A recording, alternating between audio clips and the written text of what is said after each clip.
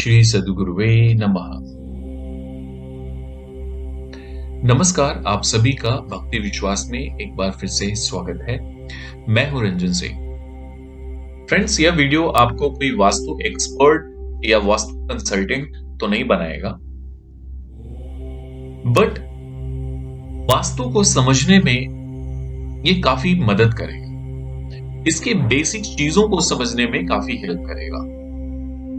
किसी भी प्रॉब्लम का सॉल्यूशन तभी मिलता है जब प्रॉब्लम समझ में आए। तो आप अपने घर पे प्रॉब्लम्स को कैसे आइडेंटिफाई कर पाएंगे, इसके लिए आपको बेसिक चीजों का ज्ञान होना बहुत जरूरी है। इस वीडियो में हम बात करेंगे 3 प्रिंसिपल्स ऑफ वास्तु, जो है भोग्याद्यम, सुखदर्शम और रम्या। बात करेंगे वास्तु पुरुष मंडला के बारे में।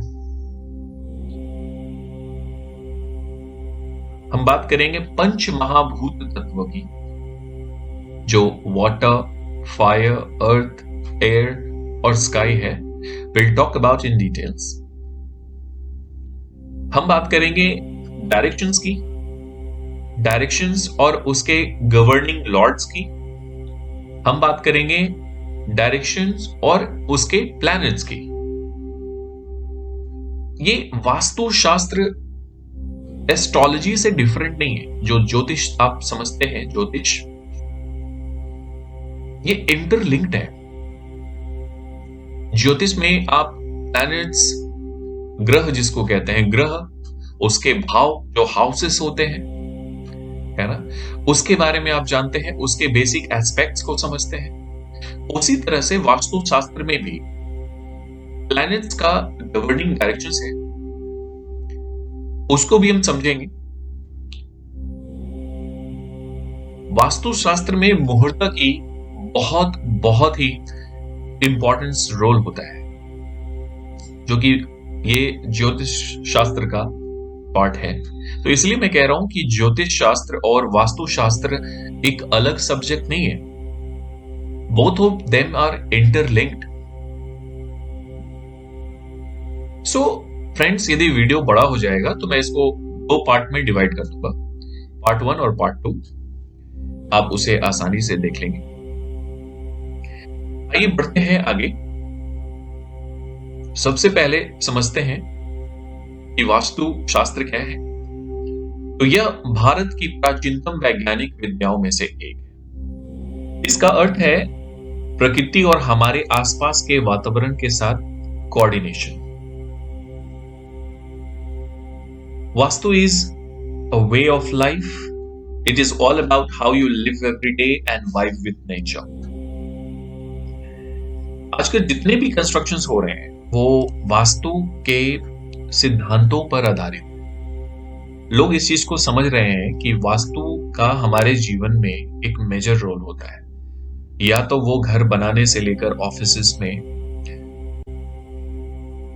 बोरवेल खनवाने से, बोरवेल मतलब आपका पानी का सोर्स अवेलेबल करवाने से लेकर पूजा रूम तक, या वो किचन की बात हो या ऑफिसेस की बात हो, बेडरूम की बात हो, बाथरूम की बात हो, उन सारी चीजों का लोग खास ध्यान रख रहे हैं कंस्ट्रक्शन के दौरान।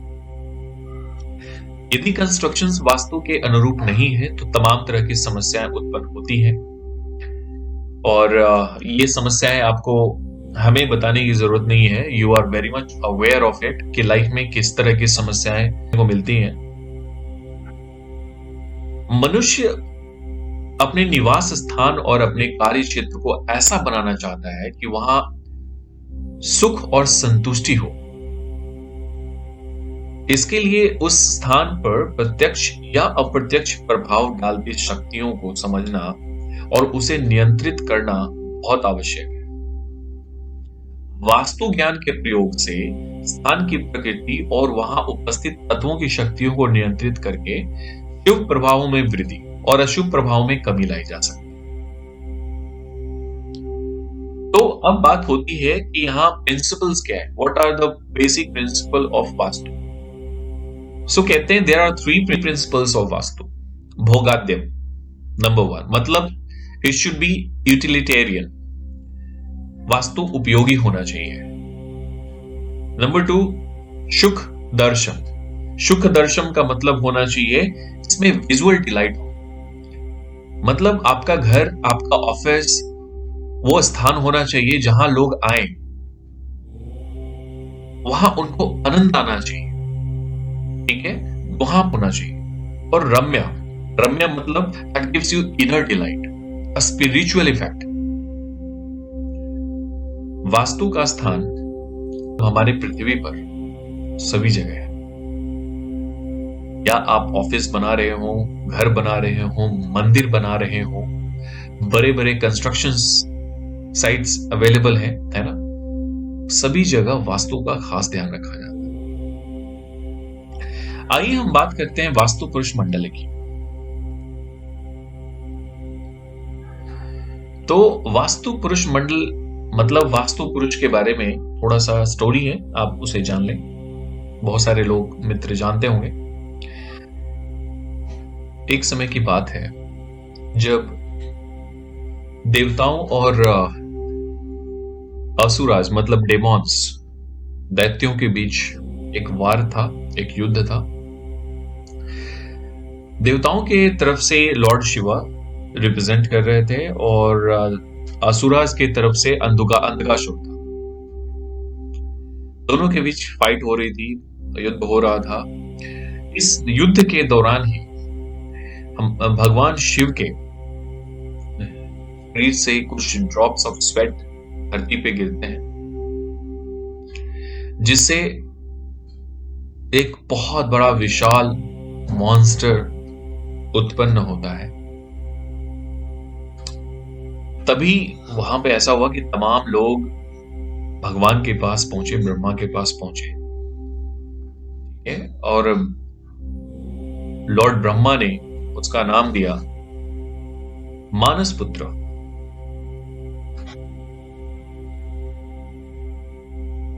एंड उसका नाम रखा वास्तु पुरुष। अब वास्तु पुरुष का जो डायरेक्शन है वो वास्तु पुरुष पेट के बल लेटा हुआ है, उसका सर नॉर्थ ईस्ट डायरेक्शन में है और उसका पैर जो है साउथ वेस्ट डायरेक्शन, और उसके पीठ पर बहुत सारे देवता और बहुत सारे असुर भी अवेलेबल है। तो लॉर्ड ब्रह्मा ने कहा कि जो कोई भी वास्तु पुरुष की पूजा करके अपना कंस्ट्रक्शन, या तो वो टेंपल हो, पैलेसेस हो, हाउस हो, पॉन्ड हो, सिटी हो, कोई भी कंस्ट्रक्शन जब वो कर रहा है और वास्तु पुरुष की पूजा करके वो कर रहा है, तो he will be blessed by devatas. और जो इसका जस्ट रिवर्स या उसकी पूजा करके नहीं करता है, then he will be destroy by the asuras. ठीक है, तो वास्तु का सही होना और वास्तु पूजा बहुत जरूरी है। वास्तु इससे क्या होगा, इसीलिए पूजा के दौरान वास्तु पुरुष को लास्ट में जब तांबुल दिया जाता है, तांबुल मतलब पान सुपारी जब उसके अर्पित किया जाता है, जिससे वो खाकर काफी संतुष्ट होता है, तब आप उससे इजाजत लेते हैं। मतलब वो आपको इजाजत देता है कि आप कोई भी कंस्ट्रक्शन करें जिसमें कोई बाधाएं नहीं आए। तो वास्तु पुरुष का हमारे जीवन में, हमारे कंस्ट्रक्शंस में, हमारे घर में बहुत ही इंपॉर्टेंट रोल है। जैसा कि हमने बताया, वास्तु पुरुष की वर्ष में एक बार पूजा कर ली जाए तो बहुत अच्छा है। तो ये साफ ये दर्शा रहा है कि यहां वास्तु पुरुष के पास उनके पीठ पर देवताओं और असुरों दोनों का मतलब आधिपत्य है। तो अब आप डिसाइड करेंगे कि आप अपने घर में पॉजिटिव चीजों को रखना चाहते हैं या नेगेटिव चीजों। That's up to you. कोई भी कंस्ट्रक्शंस वास्तु पुरुष के पूजन से ही करना चाहिए। उसके लिए विशेष मुहूर्त है। आप किसी पंडित से मुहूर्त को जाने और उनके सही तरीके से वास्तु पुरुष का आप पूजन करें, उसके बाद ही कंस्ट्रक्शन स्टार्ट करें। आगे बढ़ते हैं। नाउ विल टॉक अबाउट पंच महाभूत तत्व। पंच महाभूत तत्व, space, fire, air, water and earth.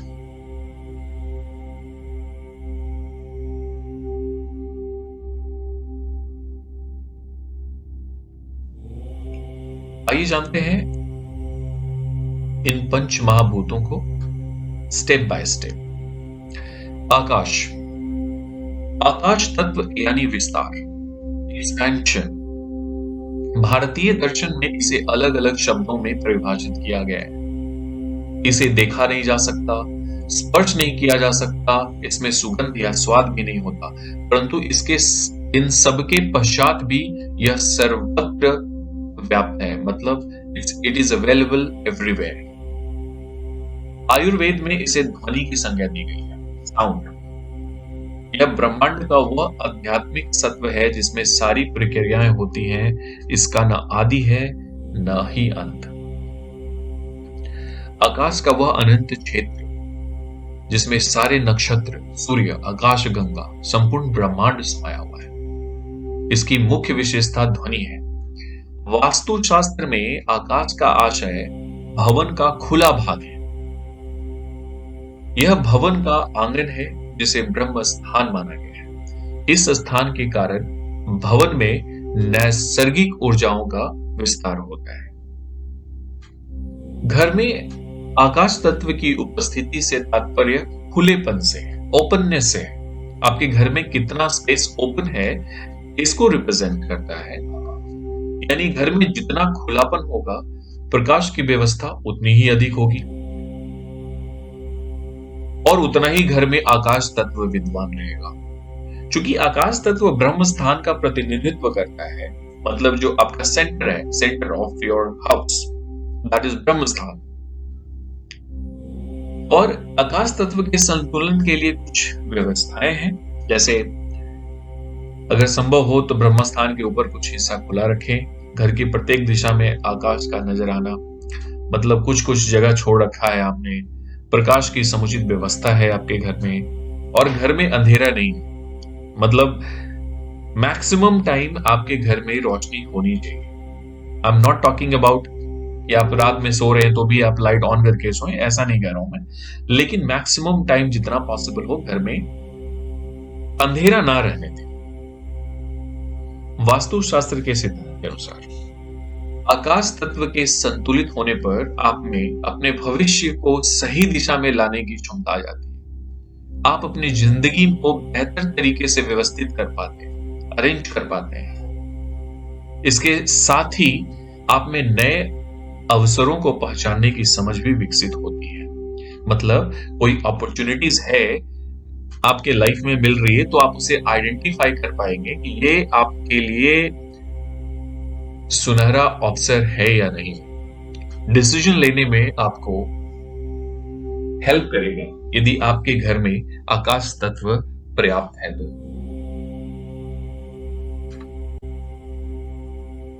आइए बात करते हैं वायु तत्व के बारे में।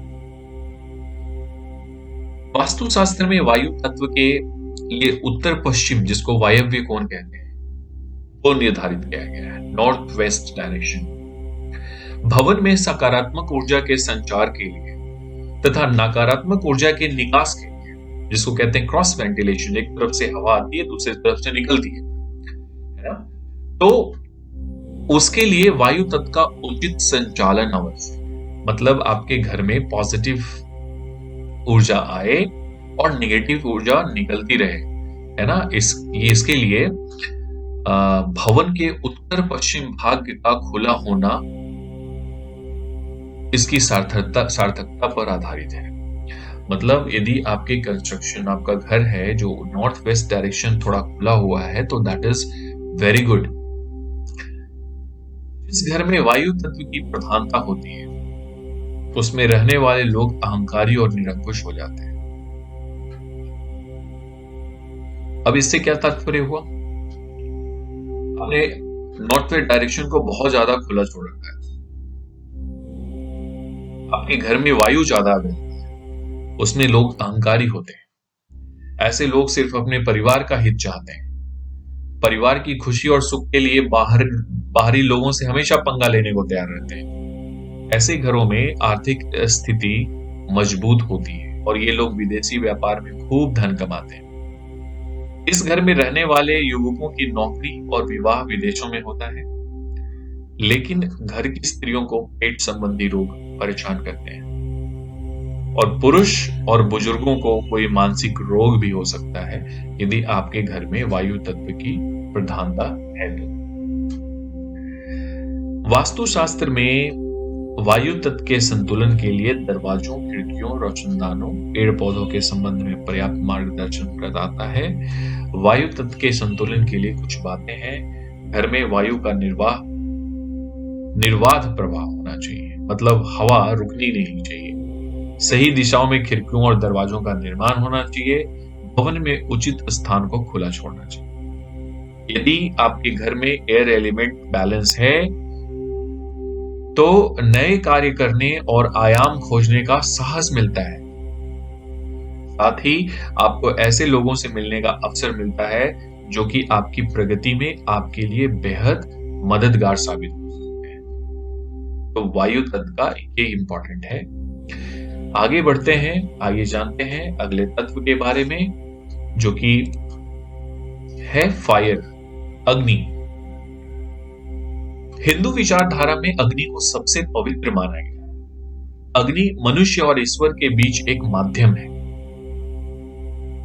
जब भी आप होम, जिसको कहते हैं हवन करते हैं पूजा करते समय, तो जो भी सामग्री आप अर्पित करते हैं वो अग्नि देव को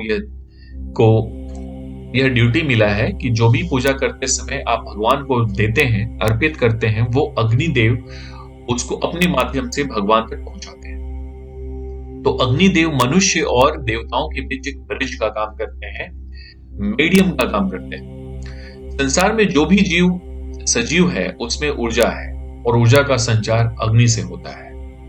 वास्तुशास्त्र के अनुसार घर में पर्याप्त ऊर्जा प्राप्त करने के लिए अग्नि तत्व का समुचित और सही स्थान पर होना आवश्यक है। अग्नि तत्व का क्या स्रोत है? तो वो है सूर्य। अग्नि हमारे अंदर उत्साह, परिश्रम, भावात्मक शक्ति, ऐसे सारी शक्तियां को रिप्रेजेंट करता है। वास्तुशास्त्र के अनुसार अग्नि तत्व का स्थान आग्नेय कोण है। आग्नेय कोण मतलब साउथ ईस्ट डायरेक्शन, जहां सूर्य अपनी स्थिति के अनुसार सर्वाधिक ऊर्जा प्रदान करता है। जैसा कि आप जानते हैं, क्योंकि अर्ली मॉर्निंग का जो सन होता है काफी प्लीजेंट होता है, उसमें उतनी गर्मी नहीं होती, लेकिन जैसे जैसे 10, 11, 12 बजने लगता है तो आप देखते हैं कि सूर्य की गर्मी काफी तीव्र होने लगती है। उसे ऊर्जा तत्व भी कहते हैं। शरीर में ऊष्मा की उपस्थिति जीवित रहने के लिए बेहद आवश्यक है। घर में ऊष्मा और प्रकाश की पर्याप्त उपलब्धता रोशनदान, खिड़की, दरवाजों की उचित दिशाओं में व्यवस्था करके सुनिश्चित की जा सकती है। ध्यान देने वाली बात है कि जल और अग्नि दोनों अपोजिट कैरेक्टर के, अतः भवन निर्माण के वक्त इन बात का पूरा ख्याल रखना चाहिए कि जो स्थान जल के लिए निर्धारित है वहां अग्नि से संबंधित वस्तुएं ना रखें और जो स्थान अग्नि के लिए निर्धारित है वहां पर किसी तरह का जलाशय का निर्माण ना कराएं, मतलब जल का भंडारण ना करें, क्योंकि ऐसा करने पर दोनों ही तत्व असंतुलित हो जाएंगे और प्रतिकूल ऊर्जाएं घर में निर्मित होगी जो कि घर के सदस्यों को प्रभावित करें। जिस घर में अग्नि तत्व की प्रधानता होती है वहां रहने वाले लोग क्रोधी स्वभाव के होते हैं। छोटी छोटी बातों पे फायर, मतलब ऐसा लगेगा कि भड़क गए। जरा जरा सी बातों में ये लोगों से झगड़ने लगते हैं। ऐसे घर में रहने वालों में अलगाव की प्रकृति होती है, स्पेशली पुरुषों में। घर का पुत्र शीघ्र ही परिवार से अलग हो जाता है। अग्नि तत्व की प्रधानता वाले घर में रहने वाले लोग रक्त संबंधी परेशानियों से जूझते हैं, मतलब ब्लड रिलेटेड प्रॉब्लम। स्त्रियों को रक्त की कमी हो जाएगी, मानसिक रूप से ये लोग कभी स्थिर नहीं रह पाएंगे। तो इसको बैलेंस करने के लिए क्या करना चाहिए? किचन का निर्माण सही डायरेक्शन में, अग्नि संबंधित वस्तुएं जैसे इन्वर्टर, मीटर, जहां से मतलब फायर जिससे एनर्जी हो, वो सारे ऑब्जेक्ट्स आप इस डायरेक्शन में रख सकते हैं, साउथ ईस्ट डायरेक्शन में रख सकते हैं। सूर्य के प्रकाश का पर्याप्त प्रबंध होना चाहिए आपके घर में। वास्तुशास्त्र के सिद्धांत के अनुसार किसी भवन में अग्नि तत्व का सही संतुलन आपको समाज और दुनिया में नेम और फेम दिलाता है, प्रसिद्धि और पहचान दिलाता है। यह तत्व आपको मानसिक ताकत, आर्थिक संपन्नता और साथ ही साथ आत्मविश्वास का भी संचार कराता है। मतलब यदि आप फायर एलिमेंट को आपने कंट्रोल किया हुआ है तो आपको समाज में मान सम्मान मिलेगा, इसके साथ साथ आपके अंदर आत्मविश्वास हमेशा बना रहेगा।